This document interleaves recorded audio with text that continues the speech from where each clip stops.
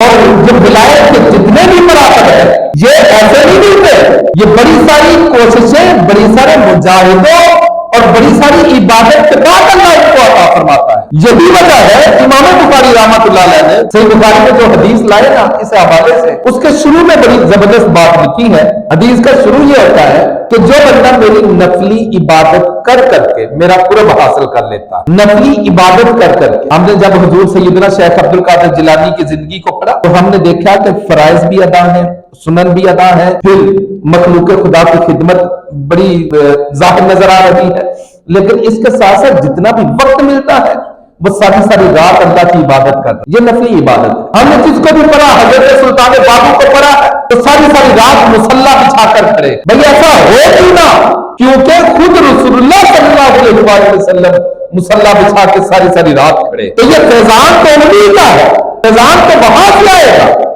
تو جس طرح حضور علیہ السلام نے زندگی گزاری ہے اس کے مطابق آج کی زندگی گزار رہا ہے، پھر اس کا ظاہر بھی شریعت کے مطابق ہو، باطن بھی شریعت کے مطابق ہو، نفلی عبادت اتنی کرے کہ وہ رب کا قرب حاصل کر لے، پھر اللہ اس کو ولایت عطا فرماتا ہے۔ قرآن مجید فرقان حمید میں لفظ ولایت سے متعلق ایک لفظ ہے ولی۔ ولی سے ہی ولایت ہے اور ولی سے ہی اولیاء ہے۔ اس کے بارے میں ایک جگہ اللہ نے فرمایا کہ انما ولیکم اللہ و رسول۔ اب یہاں پہ ہم تو ترجمہ کرتے ہیں، ہماری جو کتب میں لکھا جاتا ہے وہ تو یہی ہے، تمہارے مددگار اللہ اور اس کا رسول ہے۔ آگے پوری آیت کریمہ ہے، اور جتنے بھی نیک لوگ ہیں، نماز ادا کرنے والے، زکات دینے والے، پوری آیت کریمہ ہے۔ بعض احباب یہاں سے بھی کہتے ہیں نہیں جی ولی کا معنی دوست ہے، ہم نے کہا چلو دوست کر لیتے ہیں۔ انما ولیکم اللہ، اللہ بھی تمہارا دوست ہے، ورسولہ، اور رسول بھی تمہارا دوست ہے۔ اب میں نے کہا ہم کرتے ہیں مددگار، تم کہتے ہو دوست ہے۔ میں نے کہا مجھے بتاؤ دوستوں کی مدد نہیں کیا کرتے؟ محمد کا پھر بھی وہی ہے۔ مجھے بتاؤ کہ پکے دوست ہو وہ تو سارا دن اکٹھے گزارتے ہیں، ان کا تو دل کرتا ہے یار میرا یار ہے میرے پاس ہی رہے، اور جس کے بارے میں حضور خود فرمائے مجھ سے اتنی محبت کرے کہ تمہارے ماں باپ کی محبت پیچھے رہ جائے۔ لا یؤمن احدکم حتی اکون احب الیہ من والدہ وولدہ والناس اجمعین۔ یہ ساری محبتیں ایک طرف اور حضور کی محبت ایک طرف ہے، تو جس سے اس ساتھ اتنا ٹوٹ کر چاہا جائے، جس کو اتنا ٹوٹ کر چاہا جائے، اس کی دوستی کے معیار کو کیا کہو گے؟ ہم تو حضور، وہ تو حضور ہے، ہمارے نبی، ہم ان کے امتی ہیں، ہم غلام ہیں سمجھانے کے لیے۔ جو حضور سے پھر دوستی کر لیتا، اب یہ ہے ولی ماننا، یہ اپنا دوست اور محبتوں کا معیار یہاں تک لائے تو صحیح نا۔ اللہ فرمائے گا حبیب تو سر اٹھا، حضور پھر دیکھیں گے وہ فلاں بندے بھی نہیں ہیں، پھر بار بار کہے گا اے میرا حبیب سر اٹھا، ایسے جیسے بار بار رب اپنے حبیب کو دیکھنا چاہتا ہے۔ یہ ہے دوستی، یہ ہے کسی کو ولی ماننا۔ اب رسول اللہ کو جب ہم اپنا ولی مان رہے ہیں تو ہمیں ماننا پڑے گا کہ رسول اللہ صلی اللہ علیہ وسلم کے اس فیض کے تحت جتنے لوگ آ جائیں، محمدی ہو، امتی ہو، اپنے آپ کو مصطفیٰ جان رحمت کا غلام کہتے ہو، ان کا نوکر کہتے ہو، مصطفیٰ جان رحمت کو اپنا نبی مانتے ہو، پھر ان کے مطابق زندگی گزار رہے ہو، ظاہر بھی شریعت کے مطابق ہو، باطن بھی شریعت کے مطابق ہو، دن بھی شریعت کے مطابق گزرتا ہو، رات بھی شریعت کے مطابق گزرتا ہو، پھر امام بخاری نے لکھا ہے یہاں تک کہ میری اتنی نفلی عبادت کرے، اتنی نفلی عبادت کرے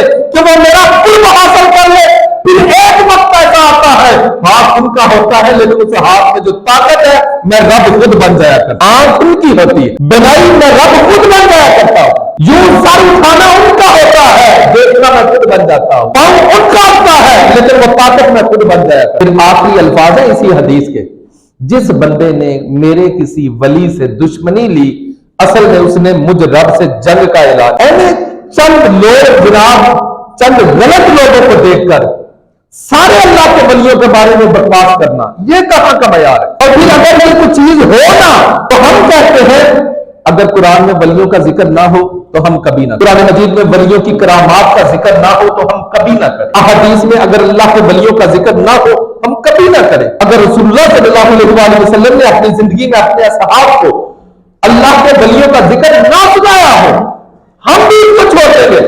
لیکن جب قرآن و سنت میں یہ سارا مواد مل رہا تو پھر ہمیں اور آپ کو بیان کرنے میں کیا حرج ہے؟ اب قرآن کہتا ہے کہ یہ جو ولی ہے نا، ولی ایک ولی نہیں اللہ نے فرمایا، ایک ولی نہیں فرمایا، جمع کا صیغہ ارشاد فرمایا.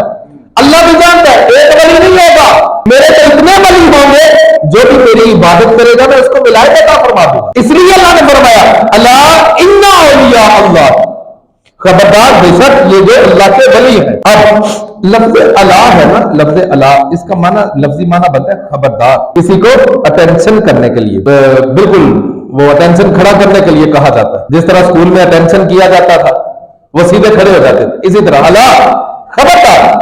اچھا آپ نے اگر کہیں پہ یہ کہیں کوئی بندہ ریلوے اسٹیشن میں گیا ہو تو وہاں پہ اردو میں اور انگلش میں لکھا ہوتا ہے ڈینجر، اور بعض جگہ پہ اردو میں خبردار. کیوں بلا بھائی؟ یہاں تک تو ٹھیک ہے، لیکن اگر اس سے آگے جاؤ گے نا تو یہ یہاں معاملہ کوئی غلط ہو سکتا ہے. خبردار، اس سے آگے نہ جائیں. اچھا کسی جگہ پہ جائیں، جس طرح اسلام آباد میں جائے تو وہاں پہ نو گو ایریا بنا ہوا ہے، نو گو ایریا، وہاں پہ بھی خبردار کا بورڈ ہے. نو گو ایریا کا مطلب یہ خبردار، اس سے آگے نہیں جانا. بھائی کیوں اس سے آگے نہیں جانا؟ کیونکہ اس سے آگے کوئی وہ لوگ رہتے ہیں جہاں عام لوگ نہیں جا سکتے. خبردار، اس سے آگے تم نہیں جا سکتے، عام بندہ نہیں جا سکتا. اچھا باہر سڑک پر گزرے نا تو یہ جو گاڑیاں گزرتی ہیں بڑی بڑی پیٹرول کی، ڈیزل کی، ان کے پیچھے بڑا سا لکھا ہوتا ہے خطرہ، خبردار قریب نہ آنا. یہ جو لفظ خبردار اور اللہ ہے نا، رب نے شروع میں یہ بتا لا کے یہ امت کو بتایا ہے، اپنی مخلوق کو بتایا ہے خبردار.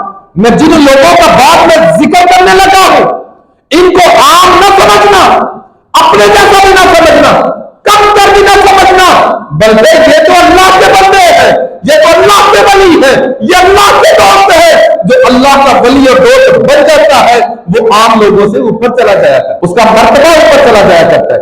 اس لیے اللہ نے فرمایا اللہ. اچھا صرف ایک لفظ نہیں فرمایا، ایک نہیں فرمایا، لفظ انا ہے. اس کا معنی ہے بے شک.